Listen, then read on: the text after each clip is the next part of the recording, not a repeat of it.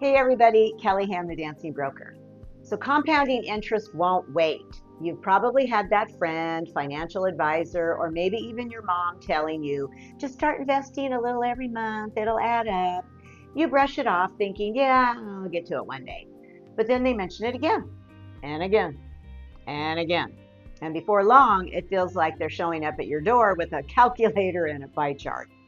As annoying as these reminders may seem, this nudging is actually one of the greatest financial gifts they can give you.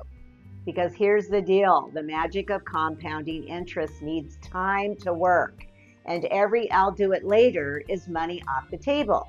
Compound interest is like a snowball that builds up as it rolls downhill, but it needs that initial nudge to get rolling.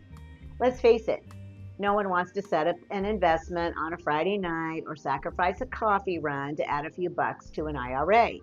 But that gentle or relentless reminder is like having a personal coach who knows that a little now means a lot later. It's like they're saying, hey, future you will thank us for this, while we're grumbling and handing over a few bucks. What these persistent reminders do is force us to establish that saving and investing habit. And once you start, something amazing happens. You begin to see that little nest egg grow. Suddenly, every reminder feels less like a nag and more like a cheerleader in the background shouting, see, we told you this would pay off. So next time someone bugs you to set up that investment account, remember, they're doing more than just giving you a hard time. They're setting you up for a wealthier future.